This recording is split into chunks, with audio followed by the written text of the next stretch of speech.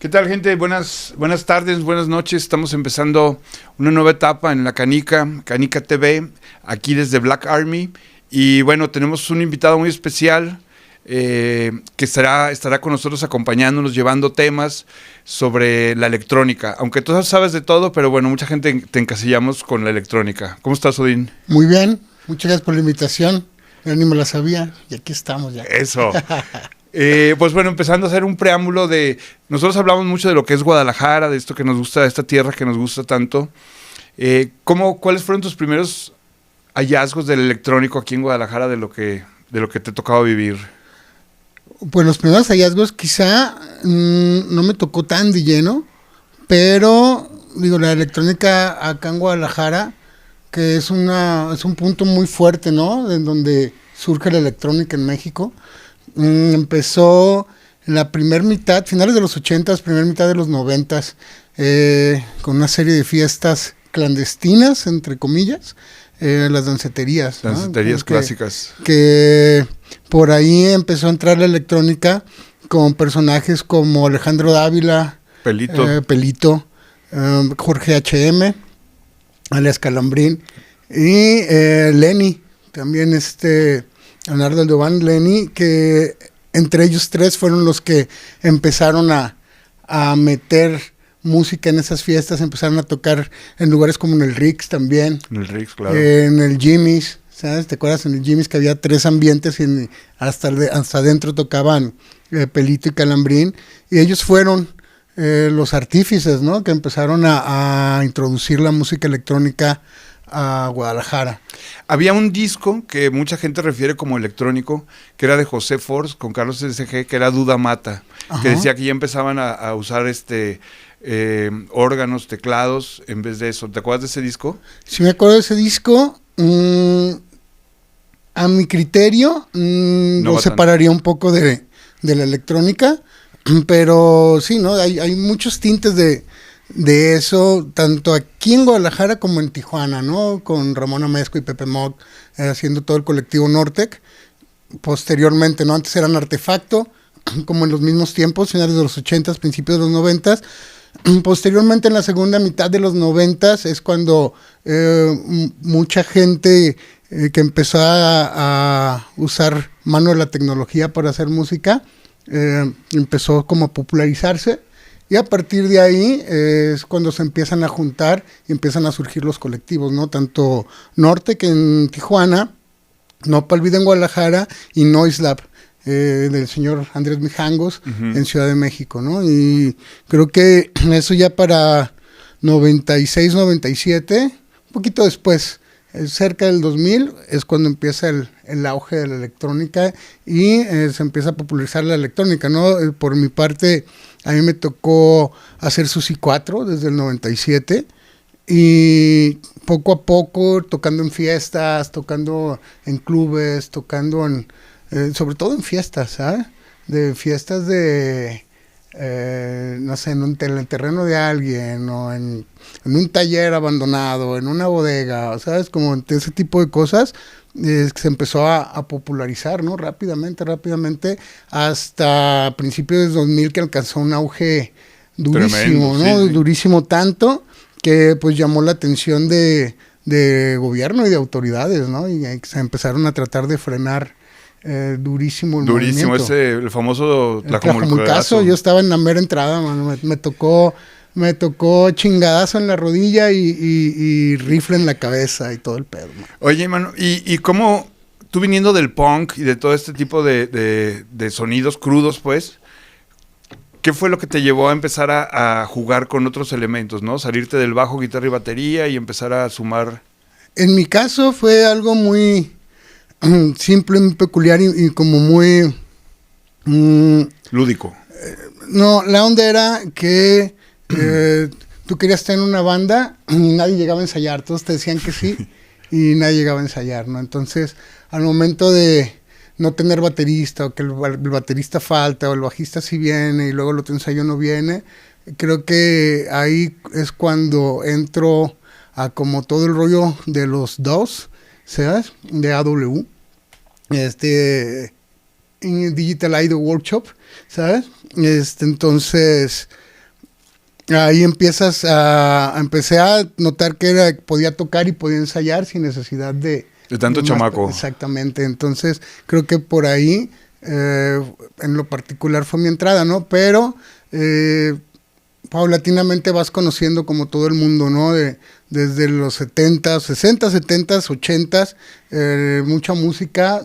El pop era tal cual música electrónica, ¿sabes? Todo se hacía con cajas de ritmos, con sintetizadores, desde analógicos, que eran los de aquel tiempo, hasta modulares, ¿no? Entonces creo que tal cual la década de los 80 fue una muy buena década para el auge de la música electrónica, para el desarrollo de tecnologías nuevas para hacer música. Baterías, ¿no? Electrónicas, teclados. Sí, las cajas de super clásicas se hicieron en los 80s, los teclados super clásicos se hicieron en los 80s, ¿no? Teclados que tú los escuchas en un chingo de grabaciones, ¿sabes? O sea, desde, por ejemplo, el DX7 de Yamaha, tú escuchas los discos de Madonna, de Cyndi Lauper, de Michael Jackson, de un chingo de discos, traen ese sonido, ¿no? Y los Junos, los Prophets, ¿sabes? Entonces fue como el gran auge. Posteriormente, en los 90s, empieza lo digital. Viene la entrada del Pro Tools y todo eso cambia, ¿no? Los instrumentos virtuales, el software y la manera de que fueran más asequibles, que de por sí en los 80s esos teclados clásicos no costaban tanto como cuestan ahorita, ¿no? Que se popularizaron tanto que ahorita es muy difícil adquirir esos equipos, pero pasando esa década de los 90 fue cuando en los 2000, mediados de los 2000, empieza otra vez el auge del sonido analógico, ¿no? Que creo que eso ha desarrollado un montón la música. A mí se me hace muy curioso cuando me relacionan con la electrónica o me relacionan con la tecnología, que si bien sí me gusta hacer uso de híbrido, ¿sabes? Ya que pues son herramientas, ¿no? Creo que para lograr tu objetivo todo te sirve, ¿no? Te sirven desde esos equipos hasta el software, pero sí, siempre me dicen, oye, quiero que me produzcas y quiero que le metas toda tu tecnología, y yo me quedo acá como que sí, mi tecnología de los 70s. Oye, pero tú hablas tal cual, en los 2000s, igual como en el reggae, en el electrónico gestó un movimiento, ¿no? Usó un movimiento de gente que asistía y los consumía. ¿Tú crees que este auge de estas, por ejemplo, estos dos corrientes musicales fue porque el rock estaba a la baja o cómo lo ves tú? No, creo que el rock siempre es un género que está establecido.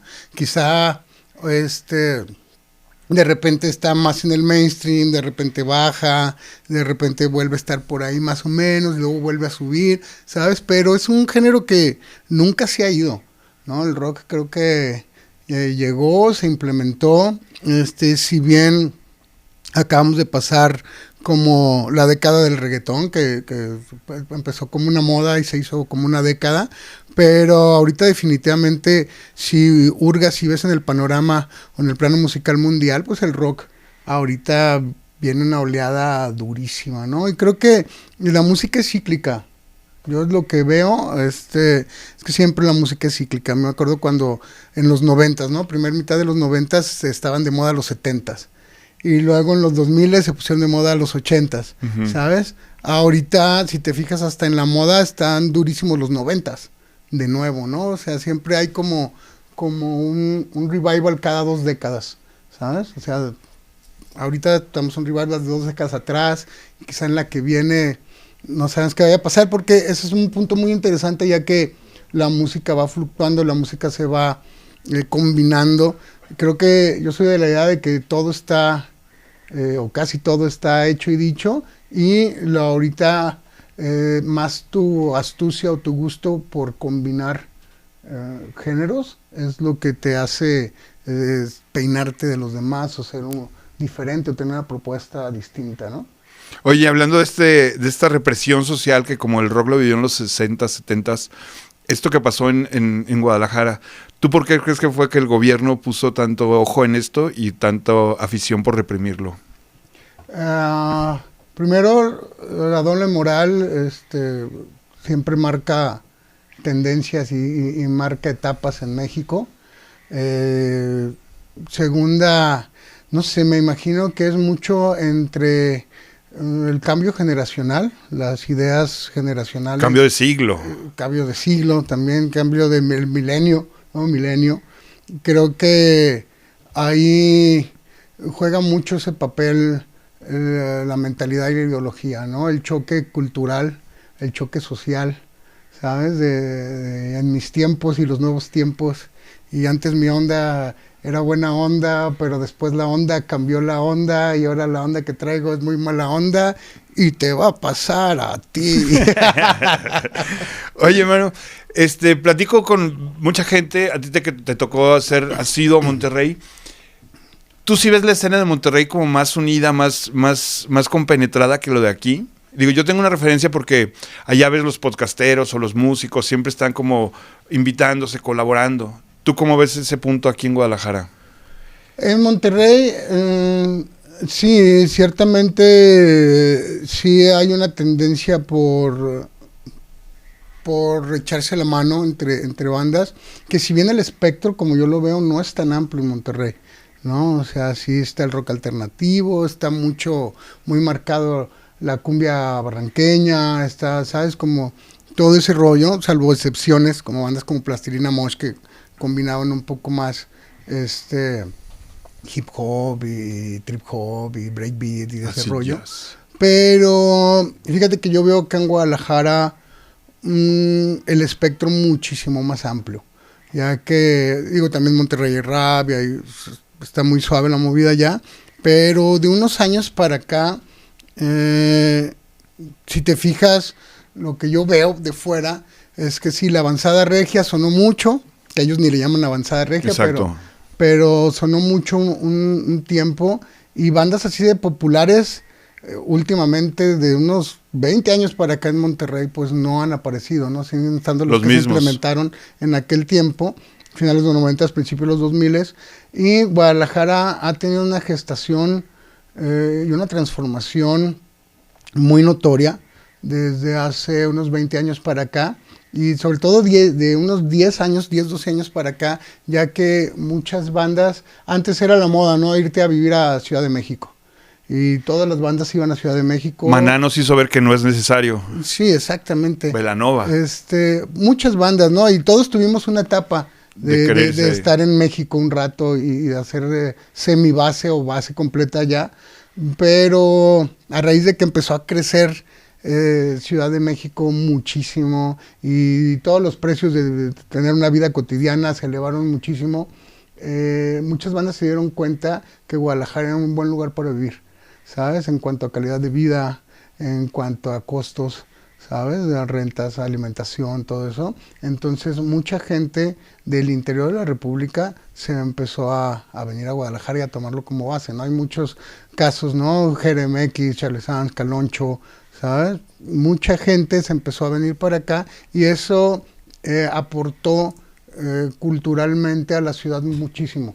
Entonces al día de hoy hay muchas bandas funcionando, trabajando y viviendo, haciendo base acá en Guadalajara, y lo cual ha incrementado la escena y la ha hecho mucho más sustancial, ¿sabes?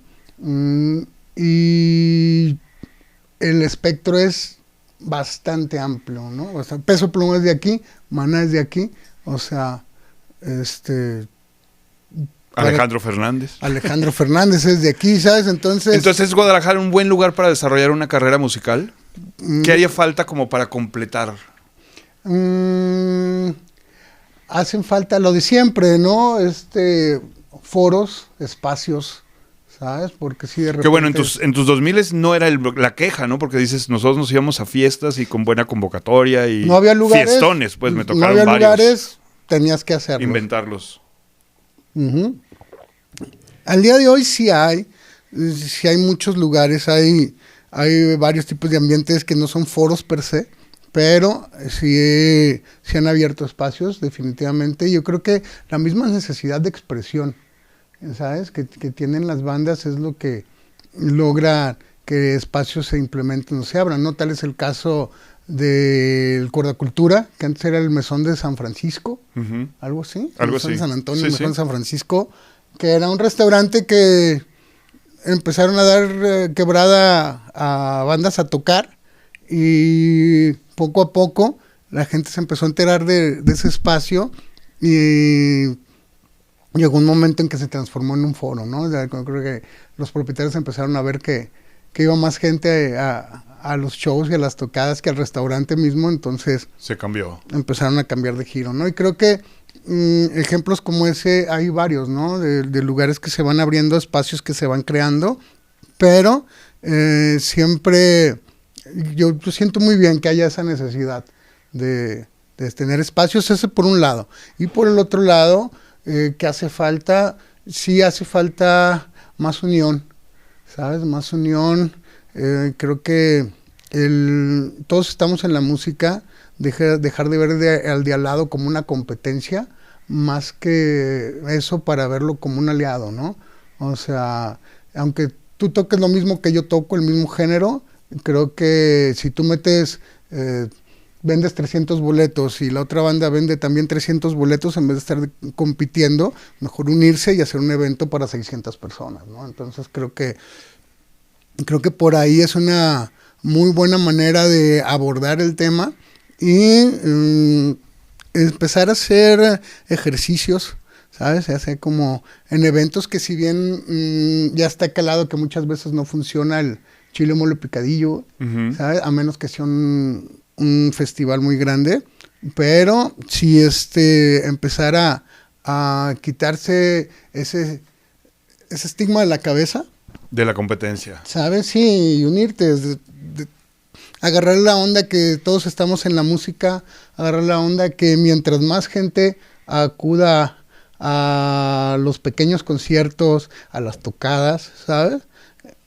Se empieza a hacer y se empieza a generar un movimiento, dado a que mientras más gente vaya, pues se activa por ahí un rollo económico, y mientras la música genere dinero, siempre va a haber personas alrededor de... Y de motivación un poco, ¿no? Porque no es lo mismo ir a un evento que esté bien padre y hay 4 personas a decir, güey, si hay 50 personas, si hay borlo, ¿no? Crear movimiento, creo que eso también depende mucho de la profesionalización de los grupos, ¿sabes? De montar un buen show, de ofrecer un buen espectáculo, ¿sabes? De prepararse. Y creo que está suave, sobre todo en el momento que estamos viviendo ahorita, ¿no? De las redes sociales, de la inmediatez, que si bien es un arma de doble filo, ¿sabes? O sea, creo que ahorita depende mucho de tu astucia, de generar contenido y de cómo elaboras el empaque, ¿no? Llamémosle empaque a tu show, tus videos, desde tu comunicación visual, ¿no? De manera de fotos que haces, el logotipo, como toda tu manera de dar tu información personalmente a través de las redes sociales, ¿no? Antes, pues eran los medios preestablecidos o establecidos y eran esos, ¿no? Que quizá era más fácil porque si tenías un muy buen material y si tenías la mentalidad de profesionalizar tu música, tenías una entrada mucho más rápida y segura, tanto a la radio como a la televisión, ¿sabes? Y eran pocos medios y en esos medios todos nos enteramos de todo, güey. Entonces sí. Ahorita cambia demasiado y se va diluyendo cargadísimo a las redes sociales. Si bien los medios de comunicación establecidos siguen teniendo repercusión, creo que muchos medios se están fijando en la manera de crear contenidos en las redes y están inclusive adaptando sus estándares a ese tipo de lenguaje, ese tipo de comunicación, que cualquiera podemos tener una estación de televisión o cualquiera podemos hacer un podcast con un teléfono, con 2 teléfonos, ¿no? Creo que el tener tu teléfono, el saber usarlo, saber encuadrar, saber, ya los programas de edición son diferentes, o sea, son muy ágiles, ¿sabes? Ya no necesariamente necesitas usar el Final Cut o el Premiere para poder hacer esto, ¿no? ¿Cortamos o de correo? Oye, digo, y prueba de esto, acabamos de ver a unos conocidos amigos, los Rey Coyote, ¿no? Esta manera de convocar sin sonar en la radio, sin tanto apoyo, como te convocaron a 6 semanas, 300, 400 personas por día, ¿no? Los Ray, pero es una banda, por ejemplo, que hay que invitarlos, hay que invitarlos, ahora sí, claro. Que regresan de Europa.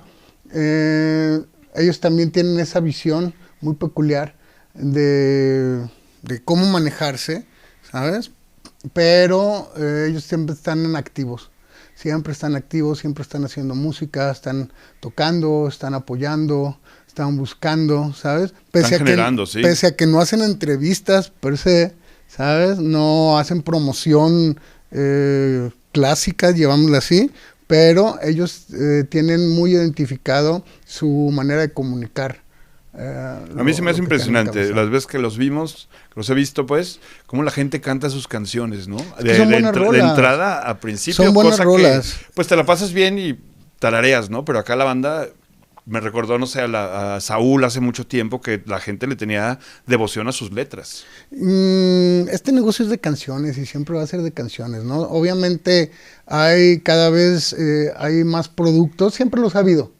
Aunque hoy es más notorio que con una invasión impresionante en campañas de medios o en campañas ya sea mediáticas o de redes, sí puedes colocar un producto que en realidad no exprese mucho o que sea muy pobre en su conjetura y lo puedes popularizar, pero aquí ya estamos entrando en el campo de el valor de perdurabilidad, ¿sabes? Que la calidad es lo que lo respalda. O sea, si es un producto al vapor que lo inflaste con números y con estadísticas, ¿sabes? Va a tener quizás un chingazo, ¿sabes? Pero ese chingadazo, así como subió, va a bajar más rápido, ¿sabes? Varios casos de esos. Y muchísimos casos más ahorita, ¿no? Antes eran los 80s, eran los One Hit Wonders. Ahorita son los de El Niño Yo No Fui, güey, ¿sabes? Que es su momento. Ajá. Y ya después el mismo chiste, yo no fui, después de que fue su boom, ya no te causa gracia, a nadie le causa gracia, y pasan directamente al olvido, güey, ¿sabes? Entonces al olvido, tal cual, ¿no? Está muy cabrón, y creo que ahí es cuando vuelve a tomar mucha fuerza la calidad con la que tú preparas tus canciones. Y la autenticidad de las bandas, ¿no? Una buena canción, una buena producción, un buen empaque, como todo bien acompañado, es lo que te va a marcar la perdurabilidad, ¿sabes? De tus canciones. Yo lo veo y digo, es como una de las ventajas de la herramienta, ¿no? Hay gente que puede ser diseñador, esto y esto, se avientan sus videos, sus canciones, y un año les fue bien y llenaron lugares y cumplieron su objetivo, ¿no? No traen como esta vocación de músico perdurable, que es lo único que sé hacer, ¿no? Es como sencillo ahorita hacerlo, que suceda y tener una mediana satisfacción. Sí, ¿no? Es que es lo que está, es como esa ambivalencia, ¿no? Sí, en cuanto si lo haces bien y tienes la manera y la autenticidad como para cautivar a tu público, a un aspecto del público, lo logras, pero al mismo tiempo está la sobreoferta, ¿sabes? O sea, ahorita Spotify saca chingo mil canciones cada viernes, o en las plataformas salen chingo mil canciones cada viernes, entonces para que tú ubiques eso está difícil, ¿sabes? Yo voy como un poco lo orgánico, me recuerdo a esos chavos de Dolphin, ¿no? Que duraron 2-3 años, tenían buena propuesta, pero se les acabó el gusano y se acabó la banda, pues, y ya no pasó nada, ellos cumplieron su cheque en la vida, pues. Sí, estaría bueno que regresaran Dolphin, estaría muy bueno el último EP que sacaron, cómo masterizarlo, y está increíble, pero sí, no, yo creo que para que una banda se desbande o siga, son más factores de los que estamos platicando. Sí, claro, ¿no? O sea, muchísimos, desde los personales, los internos, ¿sabes? Los externos, o sea, hay muchísimos casos. Yo me acuerdo que en los 90s, nietechito, está bien cabrón, porque era llevar tu demo a las disqueras, en cassette o en CD quemado, y muchas veces lo dejabas al poli de la entrada, y si tenías suerte el poli te dejaba entrar, y se lo dejabas a la señorita en recepción, y tú dependías de que la señorita de recepción se ha acordado de dejarlo. Trajera un buen día o un mal día, ¿no? Si traía el buen día, se lo pasaba al IR, que era el abogado Archundia, güey, ¿sabes? Para que se lo dejaba en el escritorio, y si tenía un mal día, pues bien le podía hacer así, tirar los demos a la basura, ¿sabes? Y después dependías de que el licenciado Archundia trajera un buen día, güey, ¿sabes? para ver si te escuchaba o no te escuchaba. Y hay muchísimos casos, y yo me sé muchos casos de bandas buenísimas que de repente los citaron, el licenciado Archundia lo citó con el licenciado Ibargüengoitia, güey.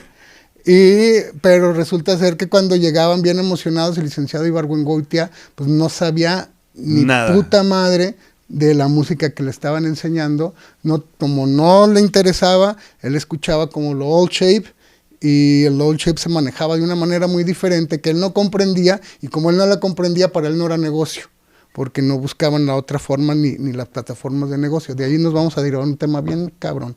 Entonces, hay muchos casos en que la banda llegaba bien feliz y estaban como todo el pedo, y el licenciado Ibargüengoitia, ¿sabes? El Archundia los chuleó, y Ibargüengoitia llegaba y les decía, no, ustedes no valen madre, güey. Ustedes no sirven, ustedes nunca la van a hacer. Y la banda bien chingona, güey, ¿sabes? Nada más porque Ibargüengoitia no sabía nada de lo que se estaba hablando. Entonces, o sea, él vendía discos de Vicky Carr, güey, haz de cuenta, ¿no? En aquel entonces. Y llega una banda súper novedosa a trabajar con ellos, y él se encarga de bajarles el ánimo, güey. Entonces, te digo, hay muchos factores por los cuales las bandas no siguen. Y un factor más grande, que es el punto que te quiero platicar, es que un gran problema, no solo de Guadalajara, ni de Monterrey, ni de todo el país, es que en México no hay desarrolladores de talento. Aunque haya puestos y gerencias de desarrollo de nuevo talento y no existe, ¿sabes? El desarrollo de nuevo talento no existe, y lo comprobamos con que tenemos 25, casi 30 años con los mismos 7 headliners, que qué chingón, los admiro, los aplaudo, verguísima, envidiable, estar 25 años en tu curul, güey, como diputadillo, güey, y sin bajarte de ahí. Pese que las canciones que sacas 25 años después sean buenas o sean malas, ahí sigues estando, ¿no? Entonces yo creo que eso habla mucho de la falta de desarrollo de talento, ¿sabes? Siempre una banda se tiene que desarrollar sola y empezar a ganar dinero solos y empezar a crecer solos, para que un label o un mayor label o un agente o un promotor se fije en la banda, ¿no? Y yo creo que se está descuidando muchísimo. Si tienes el poder de desarrollar, puta, güey, o sea, está cabrón. Como las historias de los Rolling Stones son pocas, que siguen siendo señores increíblemente creativos y se juntan con un crew increíblemente creativo para poder seguir saliendo de gira cada 8 años, cada 10 años, ¿sabes? O de menos sacar discos nuevos, y que las canciones las escuchas y dices, ok, está chingón, güey, ¿sabes? Ver una banda que tiene un chingo de tiempo, pero ya están todos peleados y que ya están sacando canciones muy mediocres, ¿sabes? Pero siguen estando ahí sin querer bajarse, y están tan cómodos, como saben que venden un chingo de boletos con que se anuncian, ya no le meten como la misma garra ni la misma pasión a hacer música. Ya un sencillo nuevo para ciertos tipos de bandas es nada más el pretexto para volver a vender 35,000 boletos, pero cada vez que va pasando el tiempo, hasta ellos se ven más acabados, ellos están más cansados notablemente, y la música que hacen deja muchísimo que desear. Entonces creo que el desarrollo de talentos es algo que se tiene que ver desde que le apuestas tú con la banda. Oye, una parte muy difícil del otro lado te dice, güey, ¿para qué le apuesto una banda que se van a desintegrar en 3 años, ¿no? Se va de mochilazo el vocalista. Exactamente. Yo creo que ahí depende mucho de el acuerdo contractual que hagas, pero que siempre haya disponibilidad de las dos partes, ¿sabes? O sea, yo te meto tanto por tanto tiempo, pero tú me tienes que dar tanto, y tiene que haber un saneamiento, y también dejarlos descansar, porque cuando una banda funciona, los empiezan a ¿no? Te vas de gira 5 o 6 años sin parar, y ahí es cuando truena todo el carrito, ¿sabes? Oye, yo me acuerdo, digo, 2 cosas, ¿no? Como de desarrollar bandas, este proyecto de Cerveza Indio, que estaba muy bueno, que los llevaba a todos los foros, y veo como contraparte esto de Electrolit, que ayer lo publicaba en redes, ¿no? De decir, tantos millones que le meten y tantas bandas tan malas que hay, que no, ese dinero les serviría de otra manera para desarrollar una banda de otra manera, ¿no? Pero creo que... No tocar en la concha acústica, te tocó, ¿no? Pero, tocar con 100 personas en la concha acústica. Fíjate, por ejemplo, en el caso de Electrolit, yo creo que está bien que estén apoyando a talento nuevo, esté bien o esté mal, están dando un espacio, para que crezca, ¿no? Lo de Indio estuvo bien, pero no estuvo bien porque no siguió. Uh-huh. Fue la apatía un poco de la gente. No, creo que también varios aspectos, ¿no? Desde organizacional, interno, ¿sabes? Y de promoción, ¿sabes? Creo que sí les hizo falta.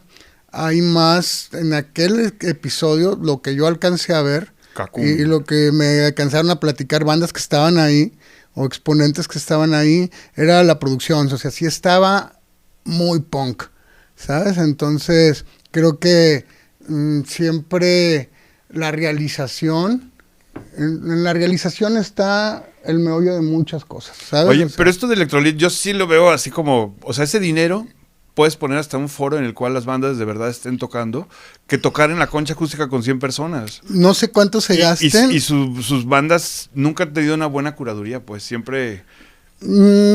Ahí volvemos a lo mismo. Yo creo que no solamente es cuestión de los que toman iniciativa. Una banda que haya salido de Electrolit, ¿no te acuerdas de ni una? A mí me parece que hayan salido de Electrolit. A mí me ha tocado ser jurado. Y producir algunas. Jurado ¿Y qué pasó con esa banda? Rojo, no sé qué, nada. Se murieron. Pero ahí vamos a lo mismo, ahí es cuestión de la banda, ya no es cuestión de la marca. Sí, combinar, ¿no? Entonces yo creo que precisamente te platicaba eso. O sea, creo que desde que vamos a trabajar, Simón, pues vamos haciendo un acuerdo, vamos firmando, vamos poniendo serios todos y vamos cumpliendo objetivos, ¿no? Que creo que eso hace falta. No hay desarrollo de talento, volvemos al mismo punto, güey. No hay desarrollo de talento, ¿sabes? No hay compromiso también por parte de los músicos, ¿no? O sea, Cero. Hay muchos casos, ¿no? De que mientras no hay lana y no hay fama y hay un deseo de llegar y hay un objetivo, todos jalan chingón. En cuanto cae lana, no falta el cabrón, ya sé su personalidad, ¿no? Pero no falta el cabrón inseguro de la banda que dice, yo me quiero quedar con todo. Y ya sabes, entonces... Sí, en vez de componer en conjunto, empiezan a componer cada uno, ¿sabes? Para tener la regalía. Entonces, o ya está el güey que quiere sobresalir más que los demás y empiezan a notarse las inseguridades personales. Por eso te digo que son varios aspectos, son muchos, ¿no? Desde personal... Tener talento. Y luego interno, y a lo interno me refiero a la banda, ¿no? Ya, primero la problemática de cada cabrón. Uh-huh. Después, segunda, la problemática de la banda. ¿Sabes? Cómo se van a organizar, cómo está su organigrama, cómo están organizados, cómo están coordinados. Luego, tercera, ahí llega el agente externo, ¿sabes? Que es ya sea el patrocinador, el promotor, ¿sabes? Que tengan esa visión, ¿sabes? De no solo promocionar ya sea la marca o el label, o sea, que sea ir creciendo, ir generando, ¿no? Pero yo creo que, por ejemplo, a mí sí me late el rollo de lo que está haciendo Electrolit, porque posiciona de alguna otra manera, nadie más lo está haciendo, y de alguna otra manera creo que es se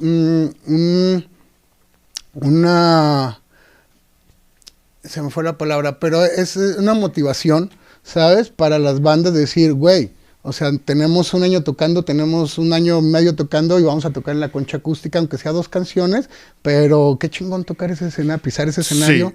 Qué chingón que poder, está bien, está muy perro cuando das ese paso de estar tocando en los ensayos o estar tocando en fiestas de casa, en fiestas de cochera, a pararte en un escenario y que tu música la pasen por los altavoces, güey, y estás escuchando tus rolas en un PA, ¿sabes? Eso yo lo viví, creo que te tocó estar en el 2002 con los premios Canica, ¿no? Que para mí era como un sarcasmo, una guasa, y a la hora de la hora todo el mundo se tomaba en serio porque nadie se había fijado en lo que pasaba aquí, y pues bueno, estuvo bien chingón como destacarlo, y ellos, los mismos músicos, agradecían como tú dices, el ser tomado en cuenta y dar un paso más.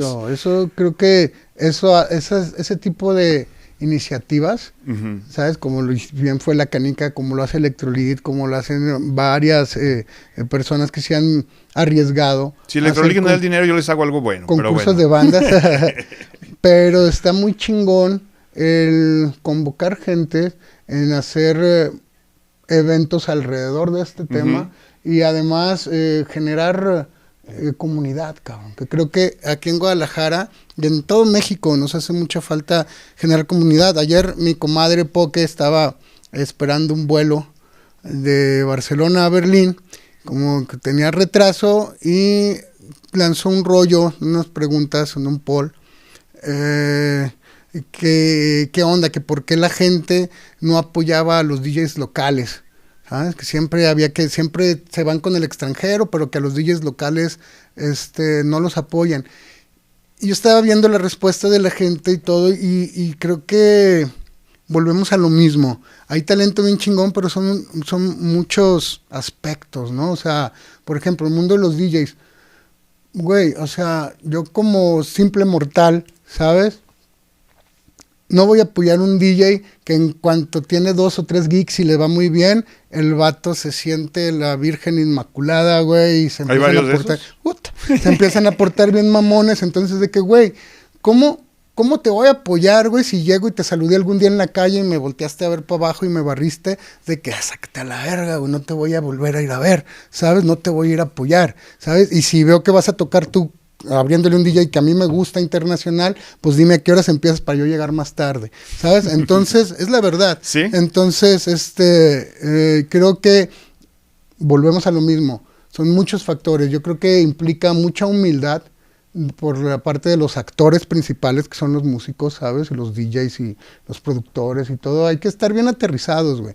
Esto no es para siempre, o si es para siempre, cuídalo, es un oficio, güey. Es un oficio. ¿Por qué? Porque te vas mañana, al otro día falleces y no te llevas nada, güey, ¿sabes? Y mejor generar unión que engendrar odio, cabrón. Entonces, creo que es un tema muy amplio que requiere de mucha apertura, mucha contextualización y sobre todo mucha visión para adelante. Oye, Manu, pues aquí nos vas a estar echando la mano hablando un poco de esos temas, ¿no? De esto que abriste tan grande, pero quiero cerrar esta plática con tu material nuevo.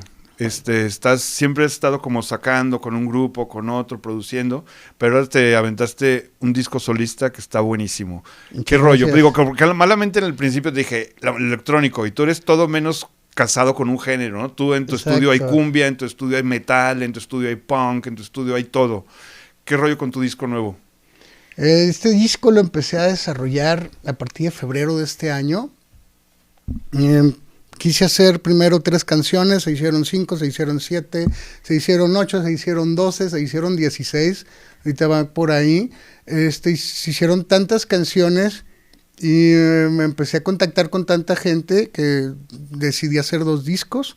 Y el primero es el que ya estamos a nada.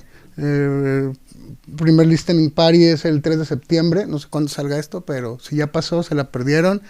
Sí, apenas va a ser, no se lo pierdan. No se lo pierdan. Y para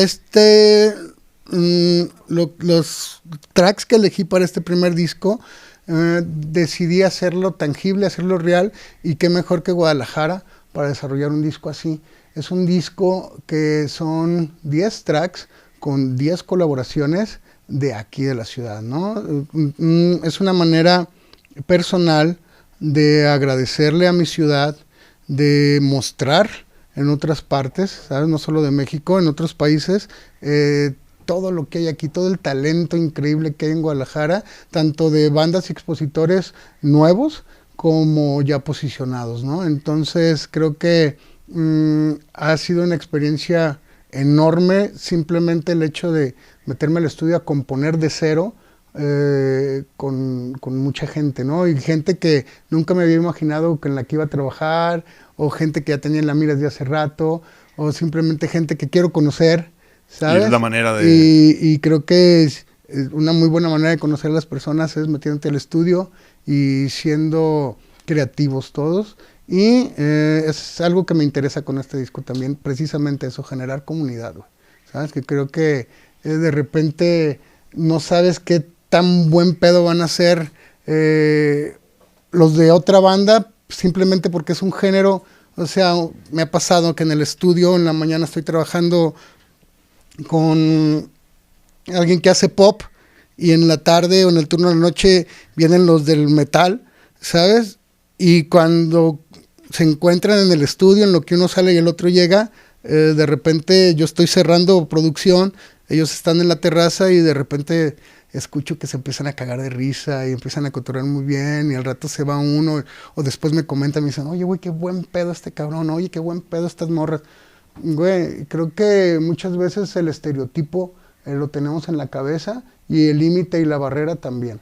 Entonces, muchas veces hace falta precisamente esto, ¿no? Borrarte todo lo que traes, todo el cochambre, todo todo lo que uno piensa y sobrepiensa de otras personas. Creo que más bien hay que clavarte en tu material, clavarte en tu trabajo y estar bien abierto y perceptivo a que si bien no vas a hacer algo en la música juntos, pero puedes ganar una gran amistad, ¿sabes? De alguien que nunca te habías imaginado que iba a ser así. Bien, hermano, pues muchas gracias. Vienen muchos temas y platicarlo es como ir a la terapia, ¿no? Sacarlo, ¿no? Y que si a la gente le llega como este mensaje, pues chingón, ¿no? Vamos cotorreando, ¿no? Y abriendo espacios, ¿no? Está suave este espacio que están abriendo. Entonces, muchas gracias por tomarme en cuenta. Y vamos haciendo eso, te digo, vamos invitando gente y vamos exponiendo y siempre abrir espacios, buscar espacios y comunicarle a los demás o a los que nos ven qué está pasando, qué traen en la cabeza, qué traemos en la cabeza, cuáles son los planes, cómo vemos el contexto, hacia dónde vamos. Creo que son muy buenos espacios para darle, güey, para propagar el mensaje, cabrón. Venga, pues muchas gracias y estamos empezando esta nueva etapa, Canica TV, desde Black Army. Gracias, mano. Eso. Saludos a todos los que nos ven. Chido.